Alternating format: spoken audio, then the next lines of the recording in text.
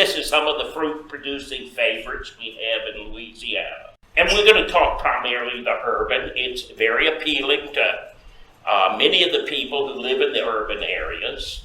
The thing you have to ask yourself is, do you have the patience and the time to grow fruit? Because they do require some care. And finally, it's a great thing to share with your neighbors, your friends. Objective tonight is choosing the right kind of things for your environment, the right location. And then we're going to take some side trips. And I chose to do this rather than talk about cultural practices all at one time and then the fruit trees at another time. I decided I would focus primarily on the fruit-producing plants and then take a couple of little side trips at appropriate places on some of the cultural practices that you need to abide with. If you're thinking about getting interested in fruit trees, LSU Ag Center puts out a little booklet that you can get online for free. They put out a very nice book, but you got to pay for it. Choosing a crop. Is it well adapted to South Louisiana? There are a lot of things that don't do well here. There are some things that do quite well here. Heat, more so than cold, is a deterrent. And then there's chill requirements, and we're going to get into that term. Some of you may be familiar with the term chill requirements, but we're going to get into what it is. Insect and disease resistance, very important. In our hot, humid climate, we've got a lot of disease pressures, fungal and other things like that, and that's very important. And you may have to follow a regular spray schedule. So if you are into the organic, you're going to have a lot of trouble with a lot of the different fruits. Commonly grown in Louisiana, what I call the delectable dozen. And we go, the first side trip is sunlight. You've got to have sunlight 8 to 10 hours a day if you're going to be producing fruit. You can grow it in the shade, but as the shade goes up, the fruit production comes down. And then we need to pay attention to pollination. There's self-fertile, where the same plant can fertilize the flowers and you can make fruit. You only need one tree, one bush of a variety, and it'll still fertilize and set fruit quite well. There are things where you need cross-pollination. Blueberries are an example.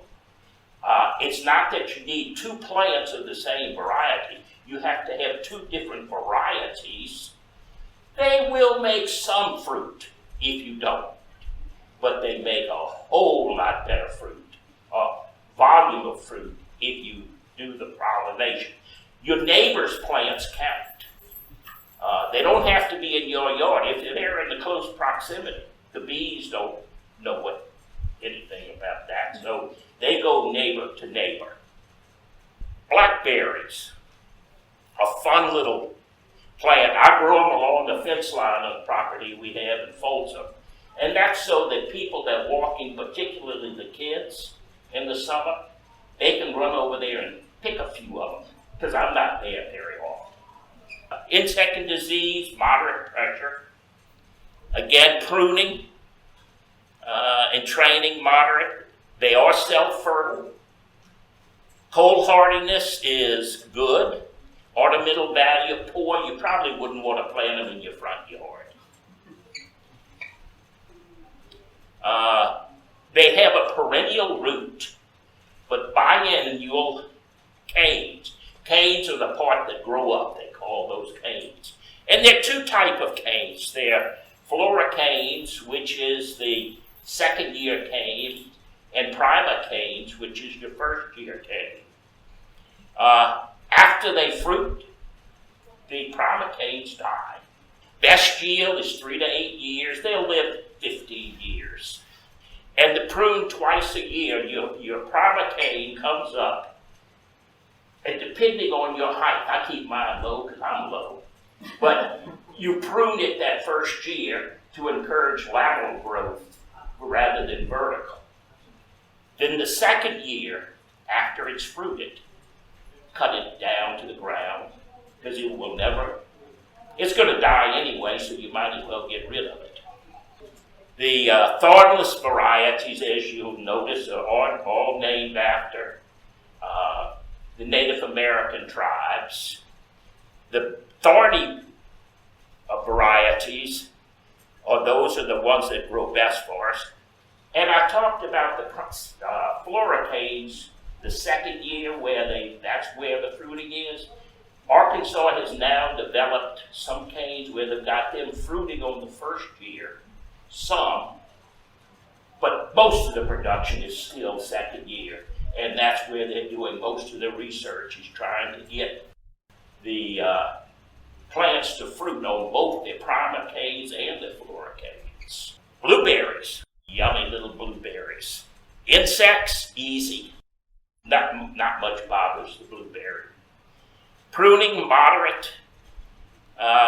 Pollination, you do need cross-pollination. And again, I'm going to repeat, you don't just need two plants. You need two plants of different varieties. Cold hardiness is very good. And ornamental value is moderate. They are deciduous. They'll lose most of their leaves in the winter. Soil pH. This is a measure of the soil's acidity or the alkalinity. If your soil is not below 6, you're probably wasting your time planting blueberries in the ground. They love an acid soil. 4 to 5 is where they really love, which is pretty acidic. If your soil is in Baton Rouge, it's going to be basic. So you will do best planting them in pots and then putting in fertilizers that reduce the acidity or increase the acidity of the soil. As you go north up into the Felicianas and South Mississippi, the soil pH goes down, and so you can grow your blueberries in the ground there. They're early ripening, the two the climax and the prince. There's mid-ripening, there's several, and there's a late ripening. I don't even bother with late ripening. If you had a climax and a brightwell, they might not flower at the same time, and so you might not achieve the pollination you wanted. When I say you need two or more of the same or different varieties, they need to either be both early or both mid or both late. But if you mix them up too much, you get less pollination. Second side trip we're going to talk on is chilling requirement. This applies to the deciduous plants only. A chill is at the hours between 32 degrees Fahrenheit and 45. And East Baton Rouge is 400 to 500. Now, why it doesn't count below 32, I don't know. That's the difference with Master Gardeners. We're not really professionals. But there must be some reason why when it freezes, that doesn't count. But it doesn't. Baton Rouge between 4 and 5. And we got some more slides on that. And then drainage, we'll talk about more if time permits. You got basically two types where you have runoff, where you've got a slope to your ground, and the water after a rain runs off. And the other is the percolating. And this is the term that's used to describe water that soaks into the ground. This is a diagram. 90% of the time, Baton Rouge is going to be between 4 and 500 chill hours. Whereas, I've just changed, 10% of the time it's going to be between 700 and 600. So, 50%. This is the 50. If you want to plant something that really doesn't do well here because it's not cold enough, 50% of the time you could get fruit, or some percentage of the time you get fruit. But if you really want to get the chill out, you really need something to 400 to 500. And as you can see, as you come down to South Louisiana, it gets lower and lower in the chill hours. In fact, if you get to Port Sulphur, that area, there's not much chill hours at all. And then as you go north, of course, you get way more. Citrus. This is our best one for South Louisiana. Moderate on insect and disease. Pruning, moderate. I don't know why it's not even better than moderate. Pollination is self-fertile. You don't need multiple varieties. Cold hardiness, this is the baddie. It's poor. And ornamental value is good. The question you need to ask when you're going to plant citrus is what's your tolerance, your risk tolerance, because it's going to die, probably. When you look, the probability of having frost in Baton Rouge is 100%. Probability of getting to 32 is 100%.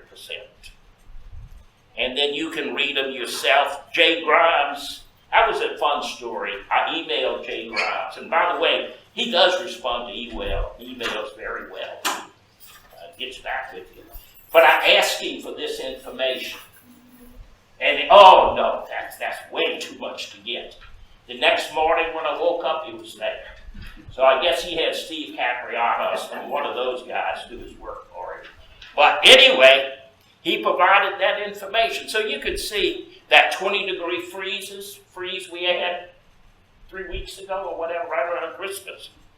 We only get that 20s about 40% of the time, 40% of years, and even lower. I think our record is 10 degrees, something like that. Cold hardiness, kumquats are the most hardy, but they're probably the least fun to eat also. They were more fun as a kid to throw at each other than they were anything else. Satsumas, that's why we see so satsumas. They once they get some age, they can handle a 20-degree in most cases. Most. Sweet oranges, navel oranges, mandarin, getting less tolerant or more risky. Grapefruit, tangelos, lemons.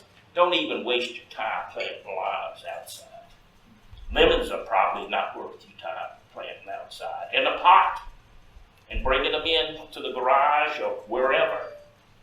Yeah, that works well. But your likelihood that you'll keep them for many years is very low. Figs. How many of y'all like to eat those little figs? You? Pretty. In the spring and early summer. They're about 4 months a year, 5 months a year. Insects, easy. Pruning and training, really easy also. Self-fertile, cold hardiness, fair, they're actually good. Ornamental value, fair. And I don't know if I'd agree with that. Celeste is my favorite. It's a small fruit. It's a very old fig. But it's tried and true and it's delicious. LSU has done a lot of research and development on figs.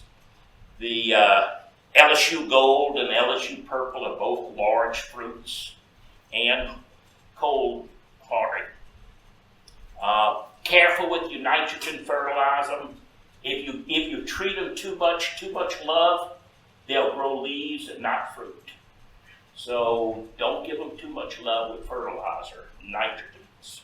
There's probably a 90-something% chance, maybe even higher than that come August they're going to lose their leaves. There's fungus that gets them every year. Doesn't hurt the plant, but it does make it drop its leaves early. And it is deciduous, so it's going to lose its leaves for the winter anyway. So, again, not something you'd probably want in your front yard. But it is pretty in March through June. It's a pretty plant. Third trip, soil pH. Usually soils or plants like soils between 5 and 7. Blueberries, as I said, 4.5 to 5. They really need that to do well. If you need your soil to know what your soil pH is, you can send a sample in to have it tested at LSU, and they'll run the test and give you your information back. Then the fertilizing, usually in early spring. How much depends on the age of the plant and the size of the plant. Citrus, the flowering requires a lot of nitrogen, and so citrus gets fertilized in February usually. Most of your others wait another month and a half till you start fertilizing them. Loquats, better known as Japanese plums to many people. Again, a very pretty tree. And again, the sunny locations, it's a much bushier tree. If it's understory, it'll get tall and leggy looking. Insects, easy pollination, cross-pollinate. But there's enough of these loquats out in the neighborhood where you don't need a second tree. Your neighbors are going to have another tree for bees can be happy. Cold hardiness, fair. Interesting. The trees are hardy to down around 10 degrees. But it is a winter fruiting plant. And the flower buds are good to around 19. But once the flower buds have set fruit, they're only good to around 25 degrees. So most of my tree, most of them had not set fruit yet, so I'm going to get a fair crop. I did lose some in that 20 degrees. Susceptible to fire blight is a bacterial infection that takes the leaves and it looks like you've put the leaves into fire. It just looks like they've been burned.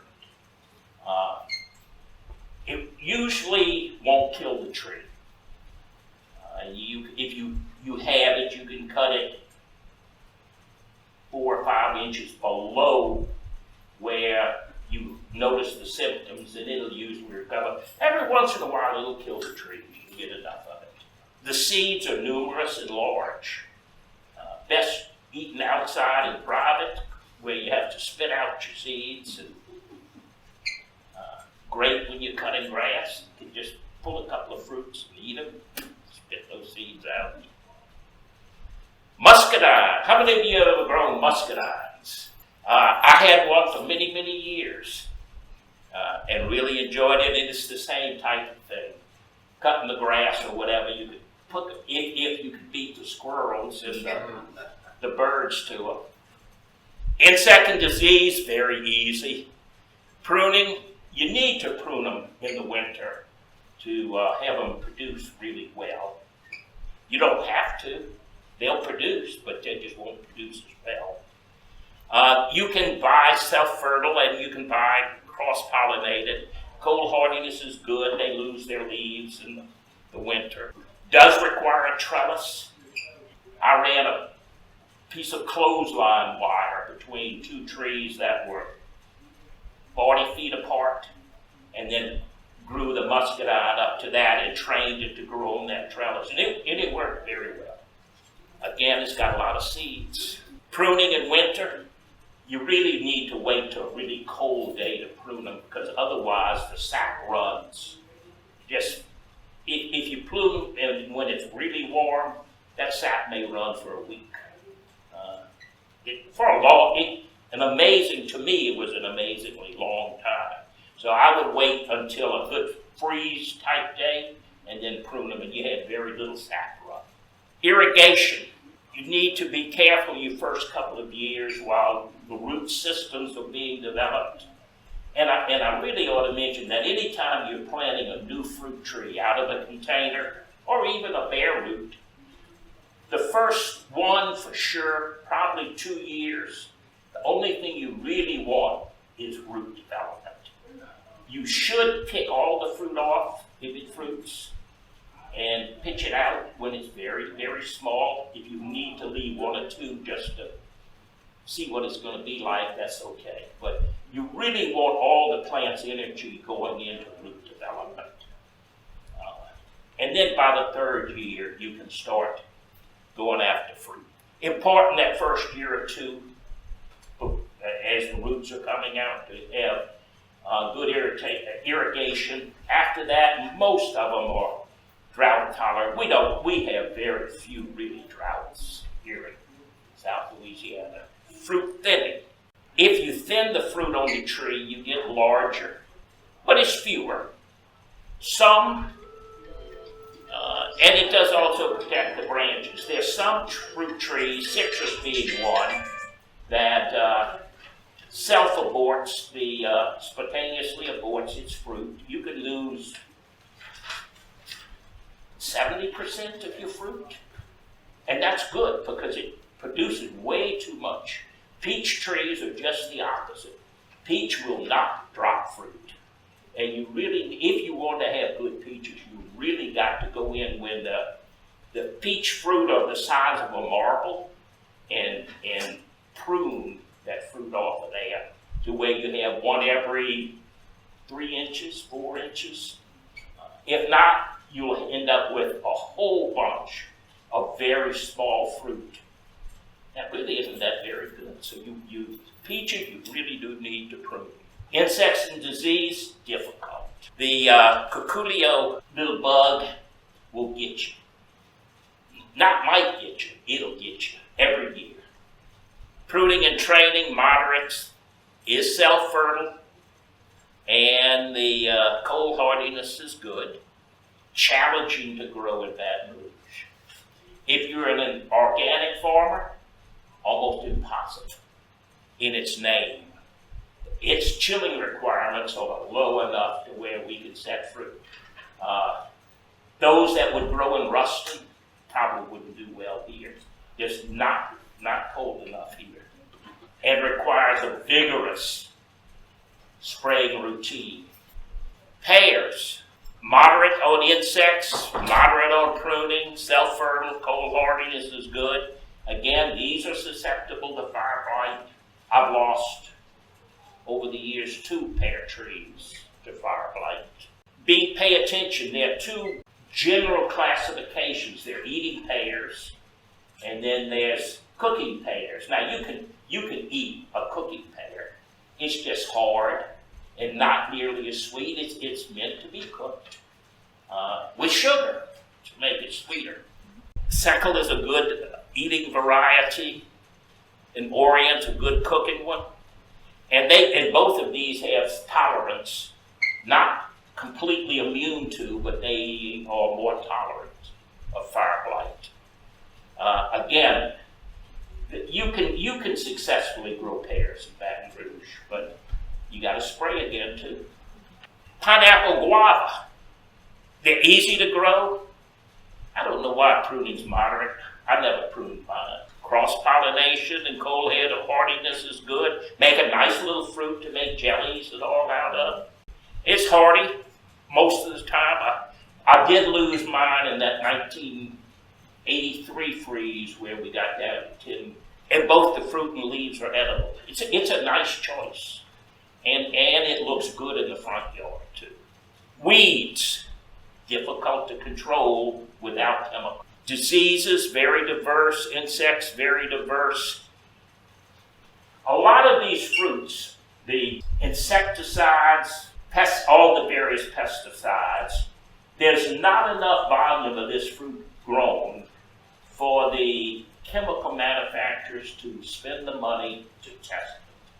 Therefore, the labels don't include these on. It may actually be safe, but the label doesn't say it's safe because it was never tested.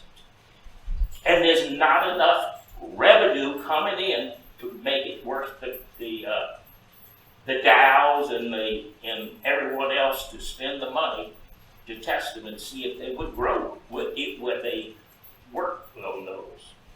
So there are very few products that are labeled for insects and disease. Persimmons, these are another pretty tree. The native persimmon, don't waste your time. Leave them for the possums. But the oriental persimmons are excellent. And pretty trees too. Easy on insects, moderate on pruning, really ought to be easy. Self-fertile, cold hardiness is good. Quite attractive as that fruit turns orange in the fall. And they've got some non-astringent. How many of you have ever eaten a persimmon? Kind of makes your mouth pucker up.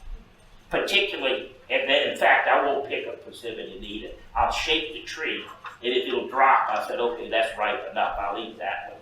But I won't pick one. But they're yummy. But they're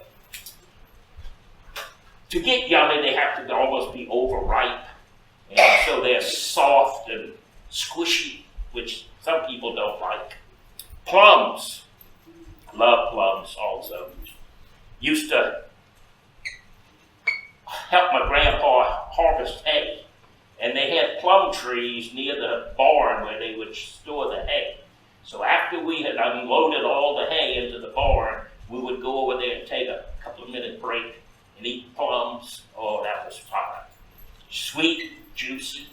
Insects, again, just difficult. Pruning, moderate, cross-pollination is needed. Cold hardiness is quite good. Conditions more favorable as you go north for growing them. Methylae is a variety that's popular in the coastal. Requires routine spraying. If you don't spray, almost from leaf break in the spring until August, you won't get much.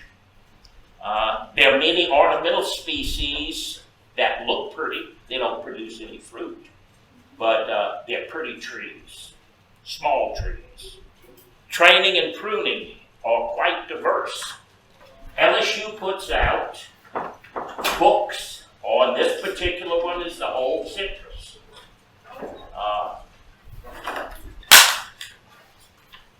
Hope I didn't break that.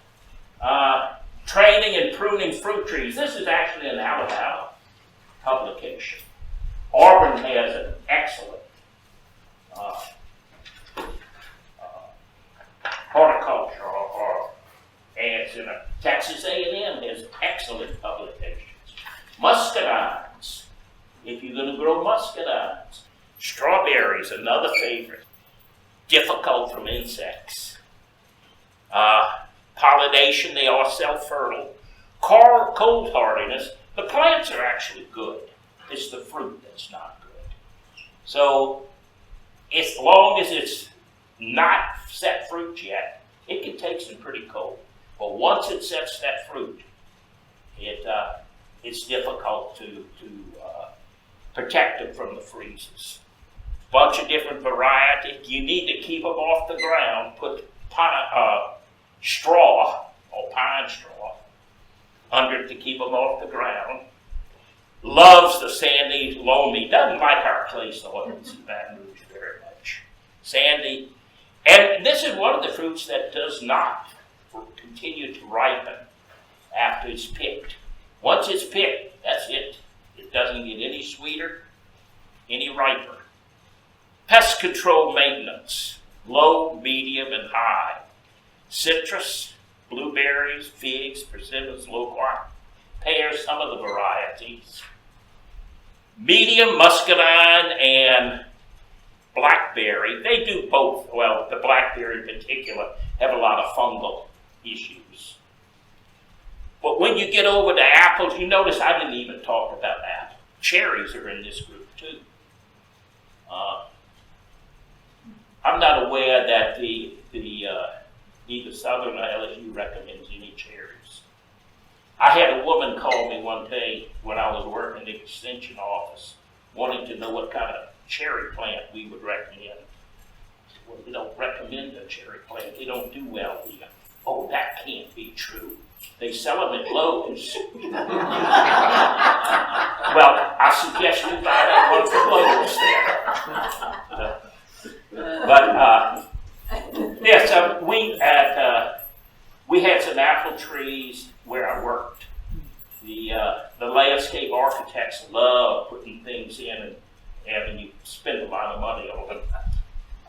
they lived, all of them lived the first year. 25% didn't make it to the second year, through the second year.